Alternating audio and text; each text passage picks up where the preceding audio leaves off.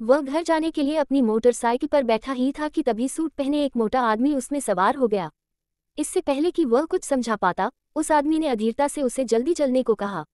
बूढ़े का, जो विद्रोही भाव से देख रहे थे, कुछ और नहीं बोले और सहज ही निर्देशों का पालन करते हुए मोटे आदमी को बताई गई जगह पर ले गए।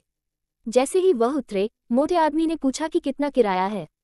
तभी बूढ़े का को एहसास हुआ कि उस आदमी ने उन्हें मोटरसाइकिल ड्राइवर समझ लिया था। चूंकि वह पहली बार किसी यात्री को ले जा रहे थे, इसलिए उन्हें समझ नहीं आ रहा था कि कितना किराया लेना है। उन्होंने सहजता से कहा, जितना उचित समझो उतना ही भुगतान करो। सफलता का स्वाद चखने के बाद उन्होंने एक व्यस्त इलाके में अपनी किस्मत आजमाने का फैसला किया। लेकिन जब वह धैर्यपूर्वक अगले यात्री का इंतजार कर रहे थे, तभी पीछे से एक हट्टा कट्टा आदमी आया और उन्हें गालियां देते हुए कहने लगा कि अगर उन्हें यात्री चाहिए तो कतार में लग जाओ। तभी बूढ़े का को एहसास हुआ कि मोटरसाइकिल ड्राइवरों के भी अपने नियम होते हैं और यह पैसा कमाना इतना आसान नहीं होता। अभी वह सोच ही रहा था कि क्या ये काम उसके लिए सही है, तभी एक और आदमी दौड़कर आया और पहले की तरह उसे गंतव्य पर उतार दिया और वही साधारण सी बात कही, बस जो तुम्हें उचित लगे वही चुका दो। जैसे ही वह घर की ओर जा रहा था, उसे एक ट्रैफिक जाम का सामना करना पड़ा।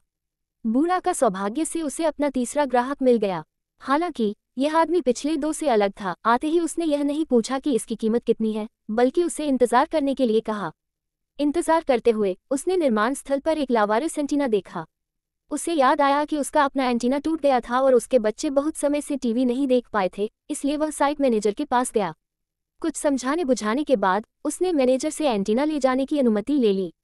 उसी समय पहले वाला दुकान मालिक बाहर आया और लापरवाही से कई बड़े नोट निकाले। ये बहुत ज्यादा था और बूढ़ा का कुछ वापस करने ही वाला था कि मालिक चुपचाप चला गया। पैसे रखने से पहले वह बहुत देर तक हिचकिचाता रहा। बूढ़ा का आज बहुत अच्छे मूड में था। उसने न सिर्फ पैसे कमाए थे, बल्कि अपने बच्चों के लिए एक नया एंटीना भी ढूंढ लिया था। जब उसकी मुलाकात एक फल विक्रेता से हुई तो उसने उनके लिए 2 पाउंड फल भी खरीदे। हालांकि घर लौटते समय थैले में एक बड़ा सा छेद हो गया, जिससे खजूर सड़क पर बिखर गए। फिर भी घर पहुंचकर उसने खुशी खुशी एंटीना ठीक किया और फिर स्वादिष्ट फलों का आनंद लिया। अगले दिन बूढ़िका ने गांव के पानी के कुंड के पास बच्चों का एक समूह इकट्ठा देखा। वह दौड़कर वहां गया और पाया कि किसी ने कहा था कि उसमें मछलियां हैं और बच्चे उन्हें वहां पकड़ रहे थे। उसकी बेटी अपने छोटे भाई की मदद करने की कोशिश में अपना श्रवण यंत्र पानी में गिरा बैठी थी। बूढ़े का तुरंत घबरा गए, ये परिवार की सबसे कीमती चीज थी। उन्होंने अपने बेटे को कोसा और कहा कि इतने गंदे गड्ढे में मछलियां हो ही नहीं सकती, और साथ ही अपनी बेटी का श्रवण यंत्र भी निकाल लिया। तभी बच्चों में से एक ने पलटकर कहा कि अगर वे पानी का तहखाना साफ कर दें और उसमें कुछ मछली के टुकड़े डाल दें तो वे बड़े होकर अमीर बन जाएंगे। लेकिन बूढ़े का के शब्दों ने उनके भ्रम को चकनाचूर कर दिया। यह एक जहरीला तहखाना था और सिर्फ गंदगी साफ करने में ही 1 साल लग जाएगा। सौभाग्य से बच्चों में से एक को श्रवण यंत्र मिल गया। घर वापस आकर बूढ़िका ने ध्यान से और बार बार उसे साफ करने के बाद आखिरकार अपनी श्रवण यंत्र फिर से पहन पाई। हालांकि जैसे ही उन्होंने अपनी बेटी से पूछा, जब उनसे पूछा गया कि क्या उनका बेटा सुन सकता है, तो बेटी ने उनकी तरफ देखा और फिर आज्ञाकारी ढंग से कहा कि वह सुन सकती है। बूढ़िका अभी भी चिंतित थे, इसलिए उन्होंने अपनी बेटी को पलट दिया। लेकिन इस बार उन्होंने जो भी पूछा वह जवाब नहीं दे सकी। निश्चित रूप से श्रवण यंत्र टूटा हुआ था और यह उनका बेटा ही था जो उन्हें संकेत दे रहा था। क्रोधित होकर बूढ़िका अपने बेटे पर चिल्लाए, क्योंकि अगर उनका बेटा मछली पकड़ने की जिद न करता तो उनकी बेटी श्रवण यंत्र नहीं खोती। और चूंकि उनकी बेटी की कॉलेज प्रवेश परीक्षा 1 महीने में थी, इसलिए वह इस अनमोल उपकरण को खोने का दुख सहन नहीं कर सकते थे। इसलिए ओल्ड का श्रवण यंत्र को एक मरम्मत केंद्र ले गए, लेकिन उन्होंने उन्हें बताया कि पानी से क्षतिग्रस्त श्रवण यंत्र की मरम्मत संभव नहीं है और उन्हें एक नया खरीद लेना चाहिए। अपनी बेटी की परीक्षा नजदीक आने के साथ एक नया श्रवण यंत्र खरीदना उल्का के लिए एक जरूरी काम बन गया। वह उस शुतुरमुर्ग फार्म में गए जहां वह काम करते थे और मालिक से अपने वेतन का अग्रिम भुगतान मांगने के इरादे से गए। अप्रत्याशित रूप से नए कर्मचारी को शुतुरमुर्गों की देखभाल करना नहीं आता था, इसलिए ओल्ड का मदद के लिए दौड़े। लेकिन तभी एक बेचैन शुतुरमुर्ग ने अफरा तफरी का फायदा उठाया और बाड़ से भाग निकला। उन्होंने और उनके साथियों ने उसका पीछा किया, लेकिन शुतुरमुर्ग एक जंगली घोड़े की तरह सरपट भाग गया। एक 2 पैरों वाला आदमी 2 पैरों वाले शुतुरमुर्ग से कैसे आगे निकल सकता था। जैसे ही शुतुरमुर्ग दूर चला गया, ओल्ड को अचानक याद आया कि उनके पास एक मोटरसाइकिल है, लेकिन वह पहले ही बहुत समय गंवा चुका था और विशाल गोबी रेगिस्तान में एक भी शुतुरमुर्ग नजर नहीं आ रहा था। एक क्षणिक चूक की वजह से दशकों की मेहनत और लगन बेकार हो जाती। जिम्मेदार व्यक्ति होने के नाते अगर वह शुतुरमुर्ग को नहीं ढूंढ पाता तो न सिर्फ उसकी नौकरी चली जाती बल्कि उसे भारी जुर्माना भी भरना पड़ता और उसकी बेटी का श्रवण यंत्र हमेशा के लिए खो जाता। इसलिए अगले दिन जुर्माने से बचने के लिए बूढ़ा का कुछ उपकरण लेकर सुबह सुबह निकल पड़ा। वह उस जगह गया जहाँ शुतुरमुर्ग खो गया था। एक छड़ी उठाई, शुतुरमुर्ग का वेश धारण किया और मादा पक्षी को आकर्षित करने की उम्मीद में विशाल रेगिस्तान में बेतरतीब घूमता रहा। हालांकि हर पहाड़ ढूंढने के बाद भी उसे एक भी शुतुरमुर्ग नहीं मिला। निराश होकर वह खेत में लौटा तो देखा कि उसका औजारों का डिब्बा और जूते बाहर फेंके पड़े थे। अपनी दशकों पुरानी दोस्ती का लिहाज करते हुए मालिक ने मुआवजा नहीं मांगा बल्कि उसे सिर्फ एक शुतुरमुर्ग का अंडा बतौर विच्छेद वेतन दिया। घर पहुंचकर उसकी पत्नी तुरंत समझ गई। वह उसे दिलासा देना चाहती थी लेकिन उसने जिद करके उससे कहा कि काम थका देने वाला है और तनख्वाह कम है। वह पूरी जिंदगी शुतुरमुर्गों के साथ नहीं बिता सकता और वैसे भी वह इस काम से पहले ही थक चुका था। उसकी पत्नी ने उसकी जिद देखी और कुछ नहीं कहा। उसने शुतुरमुर्ग के अंडे से टमाटर के साथ तले हुए अंडे बनाए। जिंदगी की मुश्किलें बढ़ने के बावजूद बूढ़ेका ने अपने बेटे को पड़ोसियों और अपने चचेरे भाई के साथ खाना बांटने को कहा। रात के खाने के बाद उसने काफी सोचा और आखिरकार पूर्णकालिक मोटरसाइकिल चालक बनने का फैसला किया। इसलिए परिवार ने मिलकर मोटरसाइकिल को तब तक धोया जब तक वह बिल्कुल नई जैसी न हो जाए। यह मोटरसाइकिल 4 लोगों के परिवार की रोजी रोटी की उम्मीदें लेकर चल रही थी। हालांकि सभी शहरवासी उदार नहीं होते। एक दिन एक आदमी बिना पैसे दिए मोटरसाइकिल से उतर गया। जब बूढ़ेका ने उसका पीछा किया तो उस आदमी ने पहले ही उस पर जबरन वसूली का आरोप लगा दिया। जैसे ही बूढ़ेका बहस करने ही वाले थे उस आदमी ने पुलिस बुलाने की धमकी दी। बेवजह की परेशानी से बचने के लिए उसके पास जल्दी से वहां से निकलने के अलावा कोई चारा नहीं था। सौभाग्य से वह रोज शहर के अलग अलग कोनों में जाता था और हमेशा कुछ बेकार पड़ी हुई रिसाइकेलेबल चीजें घर ले आता था। लेकिन जैसे ही वह गांव के प्रवेश द्वार पर पहुंचा उसने अपने बेटे और उसके दोस्तों को घर की सफाई करते और सोते हुए पाया। वह गुस्से से आग बबूला हो गया। घर वापस आकर भी उसका बेटा मछली पालने के अपने अवास्तविक सपनों के बारे में बात करता रहा। ओल्डका ने सवाल किया कि मछली के फ्राई के लिए पैसे कहाँ से आएंगे, एक ऐसा सवाल जो उसके बेटे पर ठंडे पानी की बाल्टी डालने जैसा लगा। उस शाम जेड को भी चिंता होने लगी कि अगर वे इसी तरह चलते रहे तो मोटरसाइकिल आखिरकार खराब हो जाएगी। हालांकि ओल्डका महत्वाकांक्षा से भरा हुआ लग रहा था।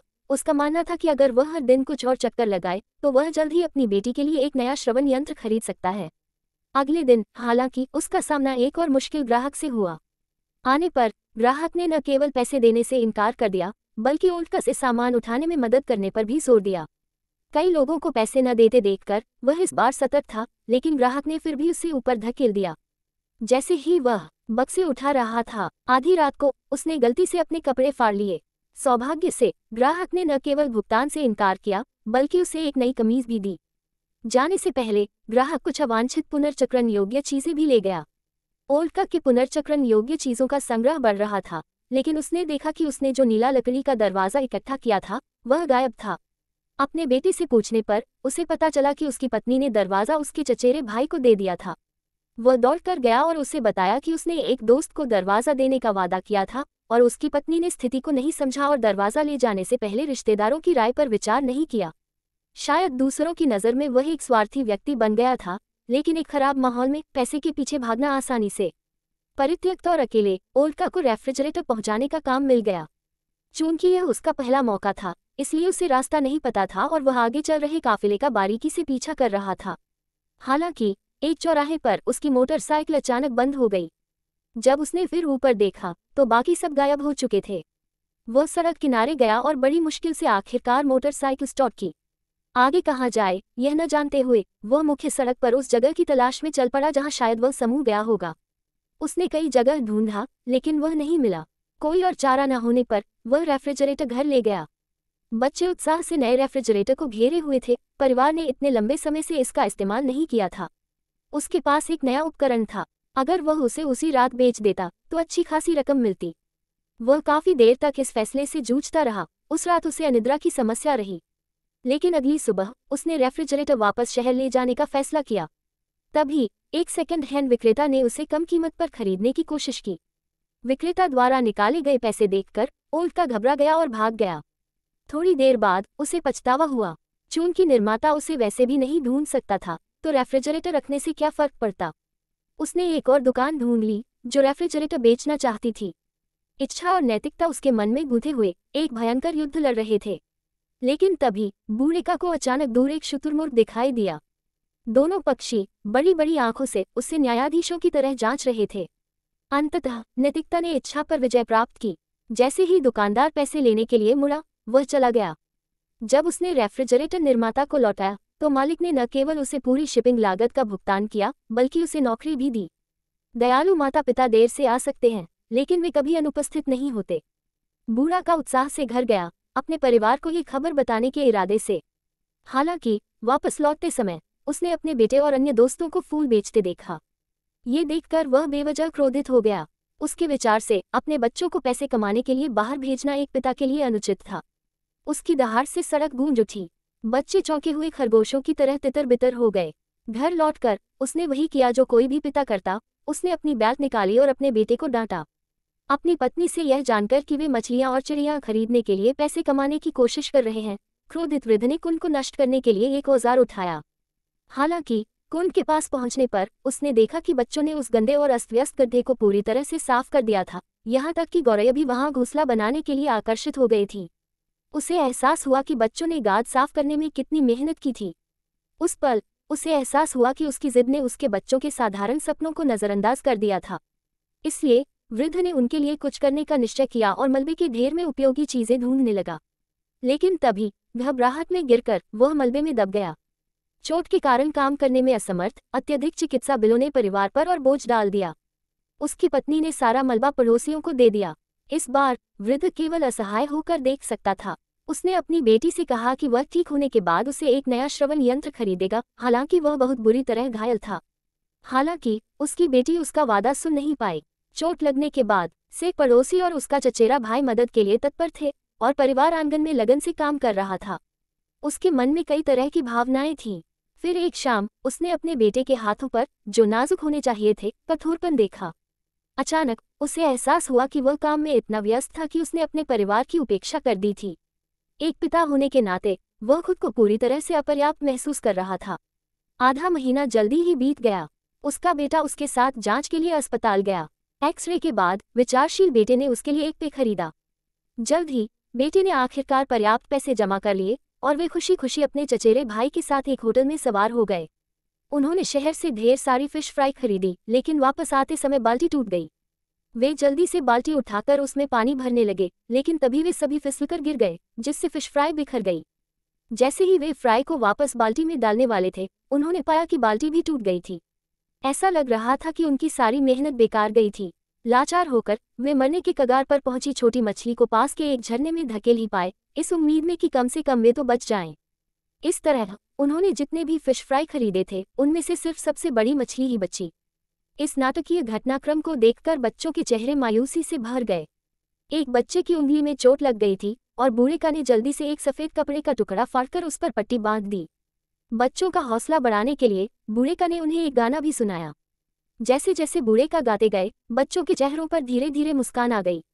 गांव लौटकर बच्चे पानी के तहखाने की ओर दौड़े और उसमें अपने सपनों को समेटे एकमात्र काप मछली छोड़ दी, इस उम्मीद में कि अगले साल तालाब में अनगिनत छोटी मछलियां दिखाई देंगी। थोड़ी देर बाद एक गौरैया घर में उड़कर आई। बूढ़िका ने जल्दी से दरवाजा खोला और उसे छोड़ दिया। तभी बाहर से एक खुशखबरी आई। मछली फार्म का मालिक उसे यह बताने आया था कि खोया हुआ शुतुरमुर्ग वापस आ गया है। ये सुनकर बूढ़िका ने खुशी खुशी मालिक को अपने घर बुलाया, लेकिन मालिक ने छोटी मछली को घर जाने से मना कर दिया।